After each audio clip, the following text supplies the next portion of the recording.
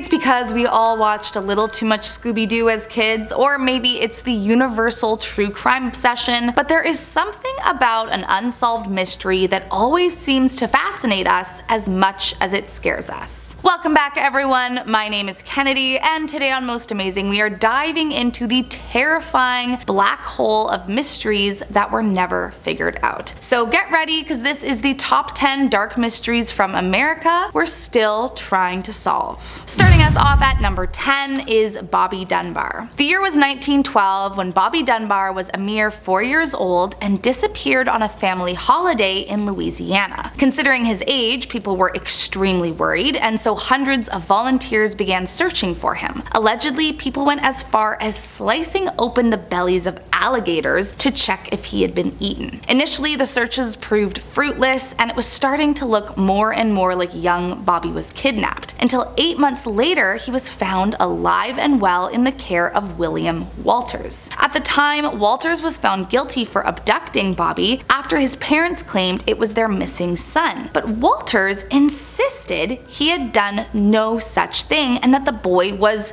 his very own son. However, as Walters and his wife could not afford a lawyer, the courts favored the Dunbar family and sentenced the alleged kidnapper to life in prison, although he only served 2 years. Still, for decades it was believed that was all there was to this story, until a DNA test in 2004 proved definitively that the boy who had been found under Walter's care was not Bobby Dunbar, meaning that it very likely really was the son of William Walter, and that Bobby's parents somehow mistook this boy for their own son, or at least knew they were lying about it not being theirs. But scariest of all, it meant that the young Bobby was never actually found. Coming in at number 9, JFK. Some might say conspiracy, others might say mystery, but either way, it's a piece of American history that not everyone seems to be able to agree on. Now, to start this off, we all know and can all agree on the fact that the former President John F. Kennedy was killed on November 22nd, 1963. But from there, things get more complicated. It is believed that he was taken out by a man named Lee Harvey Oswald, but before Oswald could stand trial for his alleged involvement, he was killed by nightclub owner Jack Ruby, who then died of lung cancer in 1967. Now, the most widely accepted explanation is that Oswald killed JFK on his own and Ruby killed Oswald on his own. However, there is still a significant number of historians who do not agree with this explanation. In fact, since JFK's death, numerous alternative theories including government cover-ups, CIA involvement, and the mafia have been brought forward. All that being said, none of these theories have been proved, but to be fair, if there really was some kind of ultimate cover-up, it's not like that is something that would become public knowledge anyways. So I guess we will never really know for sure.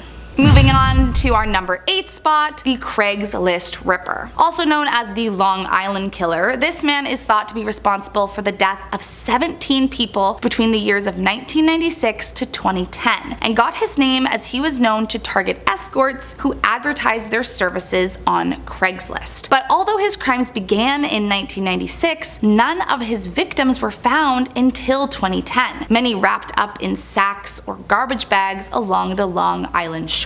It's speculated that he may have been, or that he is currently, a police officer, as whoever committed these crimes seemed to have an in-depth knowledge of investigation techniques not typically known by just anyone. However, sadly, of the 17 found, only 5 have been able to be properly identified due to the nature of how he left the bodies. Over the years, the media has latched onto this story, creating numerous podcasts, TV shows, and even a 2020 Netflix film. But despite its popularity, the killer remains unidentified and out in the world with no known whereabouts. Coming in at number 7, Cecil Hotel Incident. There are several incidents that have taken place at the Cecil Hotel that have culminated into it having a pretty bad reputation, but none more famous than the death of Elisa Lam. Back in January of 2013, Canadian student Elisa Lam checked into the downtown LA hotel on a solo trip, but after her family had not heard from her in a few days, they put out an official missing persons report. Now, here is where it gets creepy. During the investigation by LAPD, a video from the hotel's elevator surveillance system was released. Now, if you've never seen this video, you should watch it. It is so creepy and definitely makes you feel like there is more to the story than we were able to figure out. In it, she's behaving strangely, pressing multiple elevator buttons, moving erratically, and keeps peeking out as if she's being followed. Some have theorized that she was being chased, while others believe that Lam was the victim of one of the infamous ghosts of the Cecil Hotel. But whatever the case, she was tragically found floating in a water tank on top of the Cecil more than 2 weeks after she went missing. Officially, the police ruled her death an accidental drowning, as no evidence of foul play or trauma was found on her body. But what happened in that elevator and how she actually gained access to the water tank and ended up inside it has remained a subject of major speculation and confusion. Coming in at number 6, the Black Dahlia. Regarded as one of the most infamous unsolved homicides in American history, the mystery of the Black Dahlia has to be one of the most gruesome stories I have ever read about. Back in 1947, a woman named Elizabeth Short was a bright-eyed 22-year-old aspiring actress who moved from Boston to the bright lights of LA to pursue a dream. But sadly, she never got to see herself on the big screen. On January 15, 1947, a woman named Betsy Bersinger was out for a walk around 10 a.m. with her daughter when she saw what she believed was a discarded mannequin. But after she went to go and take a closer look, she realized it was a corpse and rushed to a nearby house and telephoned the police. Elizabeth's body was found mutilated beyond recognition. She was fully bisected at the waist, ghostly pale from being drained of her blood, covered in slash marks all over her face, and disgustingly posed by her killer. The case received significant media attention, partly due to the nature of the horrors surrounding the crime and the gruesome conditions of the victim's body. But despite extensive investigations and numerous leads, the killer was never identified, and the case of the Black Dahlia has never been solved. Next up at number 5, the Cleveland Torso Killer. Another one of the terrifying killers who was never brought to justice was the Cleveland Torso Killer. Starting in the 1930s, horrifying crime sites began scattering across the city, each as bone-chilling as the last. Whoever this monster was had a sick mind, and each victim was always found the same, decapitated. Plus, most of them were also largely dismembered too.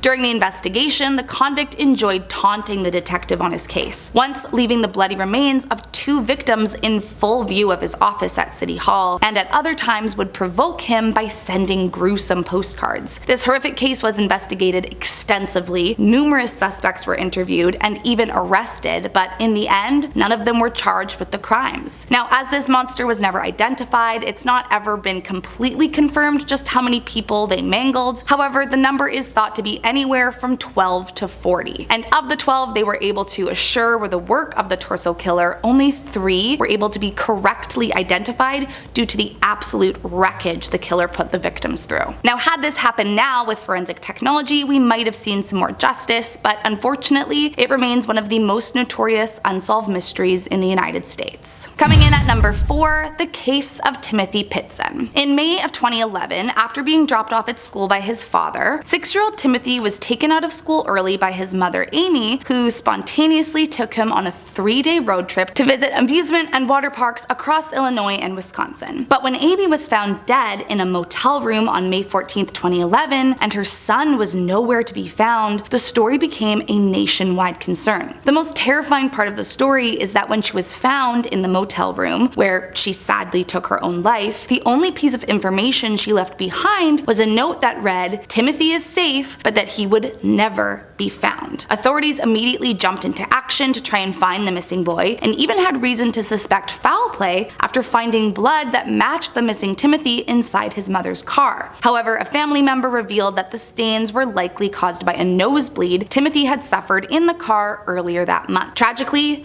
no matter what they did, they were never able to track down the missing boy, and so the note his mother left behind has remained chillingly true. Coming in at number 3, Nicolas Barclay. 13-year-old Nicolas Barclay was a troubled teenager from Texas who was scheduled for a court hearing on June 14, 1994 that would have determined whether or not he was heading off to juvie. But the night before the hearing, he suddenly disappeared. Initially, his family assumed he had run away to avoid the court hearing, but after a few days went by, they feared something terrible had happened. But here is where it gets crazy. Fast forward 3 years later, and a young man claiming to be Nicolas Barclay was found in Spain by local authorities, claiming that he had been kidnapped and held captive for years. To be sure they found the right guy, Nicolas's sister, Carrie, set off to Spain and confirmed the identity of the man to be her missing brother. So with that, he returned back to the United States and reunited with his family. However, doubts soon emerged about his true identity. Some family members and friends noticed discrepancies in his appearance, his behavior, and knowledge of his life before the disappearance. But the immediate family insisted nothing was afoot and allegedly told police to close the case. But one detective wasn't convinced and eventually got the imposter to admit his real name was Frederick Bourdin and that he was a fugitive on the run from Interpol. As it turns out, he had quite a sordid past falsifying identities, and Nicolas Barclay is believed to be one of 40 people he posed as. In the end, Bourdin was sent to prison for 6 years, but sadly, the real Nicolas was never found. Coming in at number 2, the Zodiac. Possibly the most famous unknown killer to date, this criminal was as scary as it gets. Active in California during the late 60s and early 70s, the Zodiac killer seemed to get off on the chase, sending in letters and highly encrypted clues to the police that supposedly would reveal his identity and more if only the puzzles could be deciphered. Not only would he send cards to police, but he was known to mail in his taunting clues to local newspapers, threatening awful consequences if they were not printed. There are 7 known victims that he is known to be responsible for, although he claims to have killed 37. The especially creepy part about this particular monster is that, as is detailed in his letters, he believed that all those whose life he ended would become his slaves in the afterlife, and that he would be sent to paradise. Although the Zodiac ceased all written communication by 1974, the case has remained open since 1969 with no known perpetrator. And last up in our number 1 spot is Natalia Grace. In 2010, Christine Barnett and her husband Michael adopted a 6-year-old Ukrainian-born girl named Natalia Grace. Or at least that was what her adoption paperwork said. Over time, the couple claimed that Natalia's behavior and physical appearance were inconsistent with her stated age, and they started to believe that she was actually an adult posing as a child. Further, they claimed Natalia was some kind of monster who threatened to hurt or kill them and was caught trying to pour bleach into their morning coffee on more than one occasion. Now, on Natalia's side of things, she has never once swayed on who she claims to be. Yet somehow they actually managed to legally change Natalia's age in 2012 to 22.